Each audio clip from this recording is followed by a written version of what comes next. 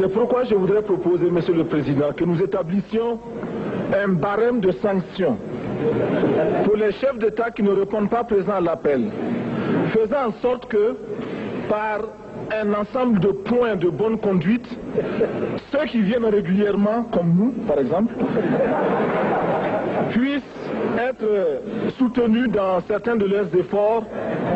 Exemple, les projets que nous soumettons à la BAD, la Banque africaine de développement, doivent être affectés d'un coefficient d'africanité. Les moins africains seraient pénalisés. Et comme cela, tout le monde viendra aux réunions ici. Le président du CNR et du FASO aborde maintenant le problème de la dette des pays africains. Nous estimons que la dette s'analyse d'abord de par ses origines. Les origines de la dette remontent aux origines du colonialisme. Ceux qui nous ont prêté de l'argent, ce sont ceux-là qui nous ont colonisés. Ce sont les mêmes qui géraient nos États et nos économies. Ce sont les colonisateurs qui endettaient l'Afrique auprès des bailleurs de fonds, leurs frères et cousins. Nous étions étrangers à cette dette. Nous ne pouvons donc pas la payer. La dette, c'est encore le néocolonialisme où les colonisateurs se sont transformés en assistants techniques. En fait, nous devrions dire qu'ils se sont transformés en assassins techniques. Et ce sont eux qui nous ont proposé des sources de financement, des bailleurs de fonds internes que l'on emploie chaque jour, comme s'il y avait des hommes dont le bâillement suffisait à créer le développement chez les autres. Ces bailleurs de fonds nous ont été conseillés, recommandés. On nous a présenté des montages financiers alléchants, des dossiers. Nous nous sommes endettés pour 50 ans, 60 ans, même plus. C'est-à-dire que l'on nous a amenés à compromettre nos peuples pendant 50 ans et plus. Mais la dette, c'est sa forme actuelle. Contrôlée, dominée par l'impérialisme. Une reconquête savamment organisée pour que l'Afrique, sa croissance, son développement obéissent à des paliers, à des normes qui nous sont totalement étrangères, faisant en sorte que chacun de nous devienne l'esclave financier, c'est-à-dire l'esclave tout court, de ceux qui ont eu l'opportunité, la ruse, la fourberie de placer les fonds chez nous avec l'obligation de rembourser. On nous dit de rembourser la dette. Ce n'est pas une question morale. Ce n'est point une question de ce prétendu honneur que de rembourser ou de ne pas rembourser. Monsieur le Président, nous avons écouté et applaudi le Premier ministre de Norvège lorsqu'elle est intervenue ici même. Elle a dit, elle qui est européenne, que toute la dette ne peut pas être remboursée. La dette ne peut pas être remboursée. La dette ne peut pas être remboursée parce que, d'abord, si nous ne payons pas, nos bailleurs de fonds ne mourront pas. Soyons-en sûrs. Par contre, si nous payons, c'est nous qui allons mourir. Soyons-en sûrs également. Ceux qui nous ont amenés, ceux qui nous ont conduits à l'endettement, ont joué comme dans un casino. Quand ils gagnaient, il n'y avait pas de débat. Maintenant qu'ils ont perdu au jeu, ils nous exigent le remboursement. Et l'on parle de crise. Non, Monsieur le Président, ils ont joué, ils ont perdu, c'est la règle du jeu. La vie continue.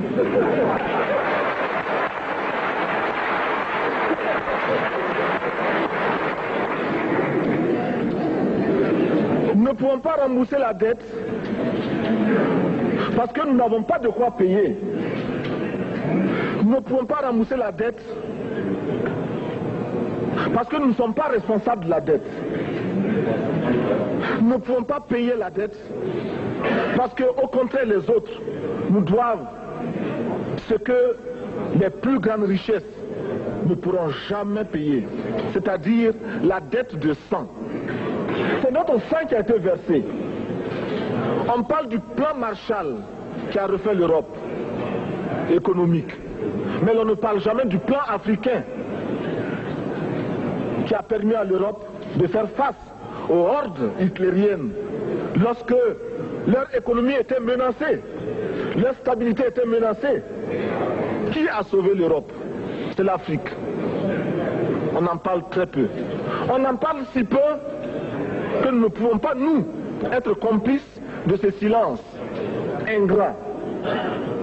Si les autres ne peuvent pas chanter nos louanges, nous avons au moins le devoir de dire que nos pères furent courageux et que nos anciens combattants ont sauvé l'Europe et finalement ont permis au monde de se débarrasser du nazisme.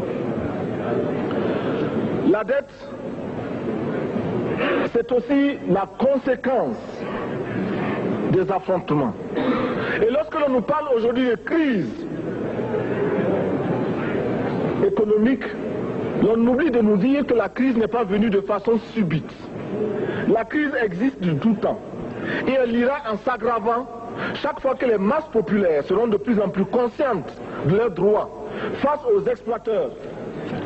Il y a crise aujourd'hui parce que les masses refusent que les richesses soient concentrées entre les mains de quelques individus.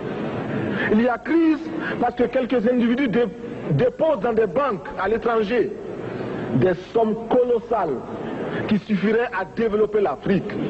Il y a crise parce que face à ces richesses individuelles que l'on peut nommer, les masses populaires refusent de vivre dans les ghettos, dans les bas quartiers. Il y a crise parce que les peuples partout refusent d'être dans Soweto face à Johannesburg. Il y a donc lutte et l'exacerbation de cette lutte amène les tenants du pouvoir financier à s'inquiéter. On nous demande aujourd'hui d'être complices de la recherche d'un équilibre. Équilibre en faveur des tenants du pouvoir financier, équilibre au détriment de nos masses populaires.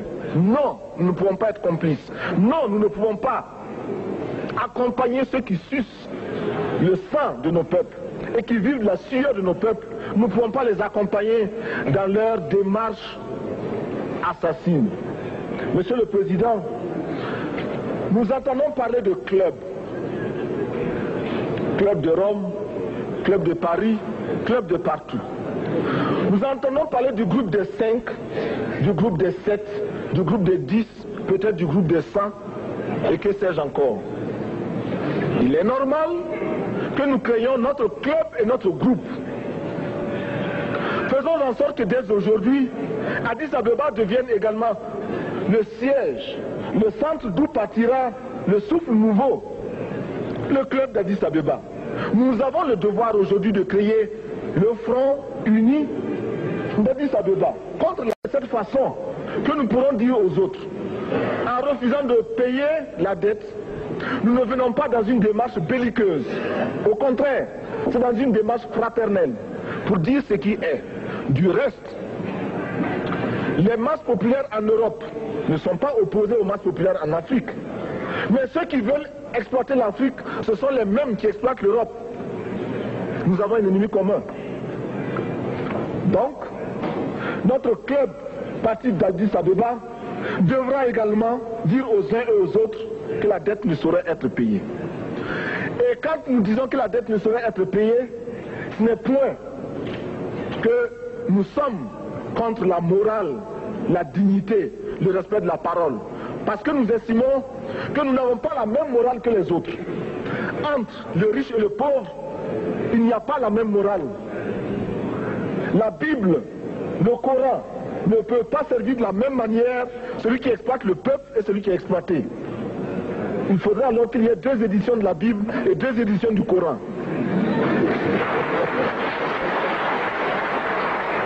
Nous ne pouvons pas accepter qu'on nous parle de dignité. Nous ne pouvons pas accepter que l'on nous parle de mérite de ceux qui payent et de perte de confiance vis-à-vis de ceux qui ne paieraient pas. Nous devons au contraire dire que c'est normal aujourd'hui Nous devons au contraire reconnaître que les plus grands voleurs sont les plus riches. Un pauvre, quand il vole, ne commet qu'un larcin ou une peccadille, tout juste pour survivre par nécessité. Les riches, ce sont eux qui volent le fisc, les douanes et qui exploitent les peuples. Monsieur le Président, ma proposition ne vise pas simplement à provoquer ou à faire du spectacle. Je voudrais dire ce que chacun de nous pense et souhaite. Qui ici ne souhaite pas que la dette soit purement et simplement effacée? Celui qui ne le souhaite pas, il peut sortir, prendre son avion et aller tout de suite à la Banque mondiale payer. Tous nous souhaitons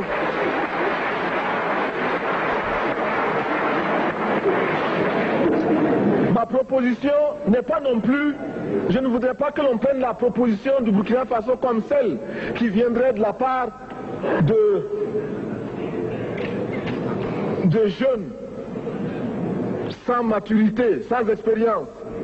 Je ne voudrais pas non plus que l'on pense qu'il n'y a que les révolutionnaires à parler de cette façon. Je voudrais que l'on admette que c'est simplement l'objectivité et l'obligation.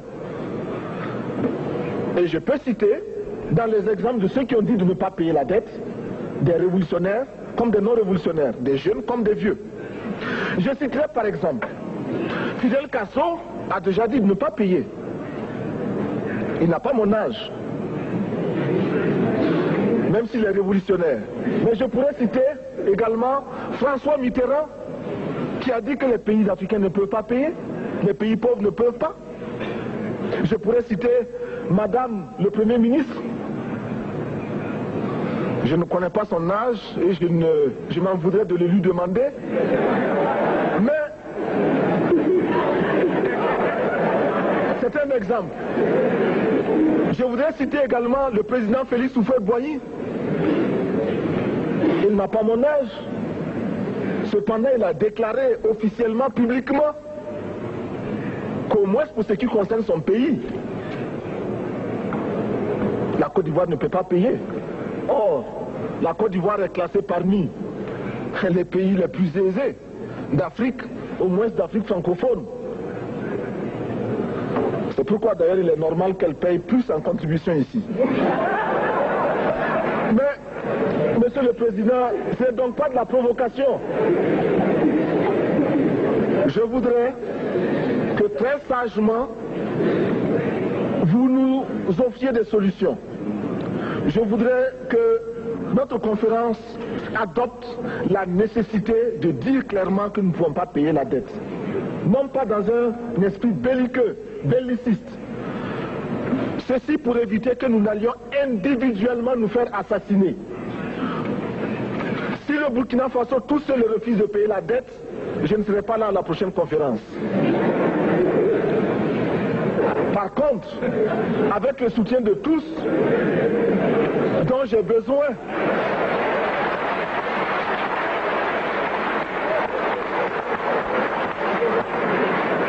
avec le soutien de tous, nous pourrons éviter de payer. Et en évitant de payer, nous pourrons à notre développement. Et je voudrais terminer en disant, chaque fois qu'un pays africain achète une arme, c'est contre un Africain. Ce n'est pas contre un Européen. Ce n'est pas contre un Asiatique. C'est contre un Africain. Par conséquent, nous devons également, dans la lancée de la résolution de la question de la dette, trouver une solution au problème de l'armement. Je suis militaire et je porte une arme. Mais Monsieur le Président, je voudrais que nous nous désarmions. Parce que moi, je porte l'unique arme que je possède et d'autres ont camouflé les armes qu'ils ont.